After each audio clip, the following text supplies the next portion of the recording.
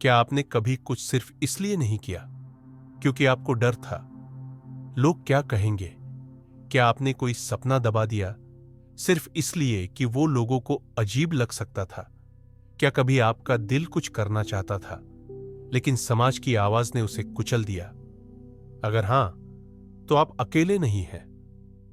इस धरती पर करोड़ों लोग इसी एक रोग से पीड़ित हैं। क्या कहेंगे लोग? ओशो कहते हैं, यह सबसे बड़ा डर है और सबसे बड़ा जहर भी। बचपन से हमें सिखाया जाता है, ऐसे मत बोलो, वैसा मत करो, लोग क्या कहेंगे। चारों ओर एक अदृश्य दीवार बना दी जाती है और हम उसके भीतर जीने लगते हैं जैसे कोई पिंजरे में पक्षी। हमारी शिक्षा, हमारा धर्म, हमारे रिश्ते सब यही सिखाते हैं, खुद को मत सुनो, समाज को सुनो। लेकिन सोचिए, क्या समाज ने कभी किसी को संपूर्ण बनाया है? क्या भीड़ ने कभी किसी को आजादी दी है? एक लड़का था, बहुत अच्छा तबला बजाता था। उसका सपना था संगीत को जीवन बनाना। दिन रात रियाज करता, आंखों में चमक थी। लेकिन एक दिन उसके पिता बोले, संगीत से क्या मिलेगा? क्या कहेंगे लोग? इज्जत तो डॉक्टर बनने में है। लड़का डर गया, चुप हो गया। तबला एक कोने में रख दिया गया। सालों बाद जब वो एक बड़ी कंपनी में नौकरी कर रहा था, हर चीज थी, पैसा, गाड़ी, पद, लेकिन वो आंखों की चमक कहीं खो चुकी थी। कभी कभी रात को चुपचाप तबला निकालता और अकेले बजाता। वो सिर्फ तब बजता था जब लोग नहीं होते थे। ओशो कहते हैं, दूसरों की राय में जीना आत्महत्या है। ये धीरे धीरे मरने का तरीका है। जब तुम लोगों से डरते हो तब तुम अपनी आत्मा से कट जाते हो। ध्यान रखना, दुनिया को कभी संतुष्ट नहीं किया जा सकता। अगर तुम साधु बनो तो लोग कहेंगे समाज से भाग गया। अगर तुम व्यापारी बनो तो कहेंगे धन के पीछे भागता है।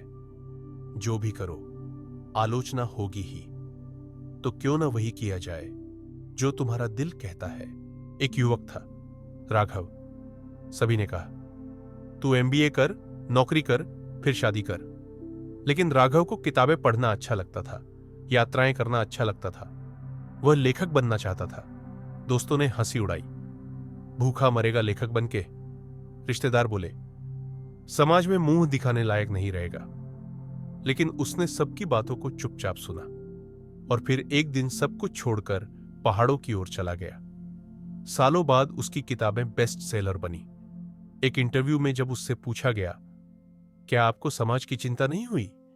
तो उसने मुस्कुराकर कहा, अगर मैंने उनकी मानी होती तो आज आप मुझसे ये सवाल नहीं पूछ रहे होते। ओशो कहते हैं, समाज की आवाज बाहर से आती है, आत्मा की आवाज भीतर से आती है, और उस भीतर की आवाज को सुनने के लिए तुम्हें मौन में उतरना होगा।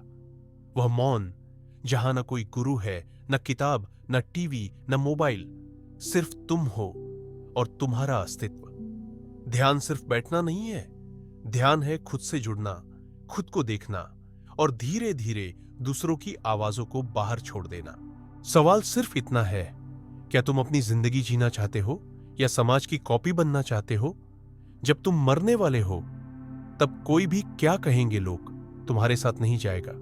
तब बस तुम्हारे अपने फैसले और उनकी गूंज तुम्हारे भीतर होगी। इसलिए उठो, डर के बंधन तोड़ो, जो दिल कहता है उसे सुनो। चाहे रास्ता कठिन हो, लेकिन वही तुम्हारा है। ओशो कहते हैं, जो व्यक्ति खुद की आवाज सुन लेता है वो फिर किसी की गुलामी में नहीं रहता।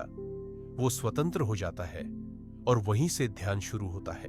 अगर आप इस प्रवचन से जुड़े हों तो वीडियो को लाइक करें और कमेंट में बताएं, क्या आपने कभी क्या कहेंगे लोग की वजह से कुछ छोड़ा? ध्यान, आत्मज्ञान और ओशो से जुड़े और वीडियो के लिए इस चैनल को सब्सक्राइब करें।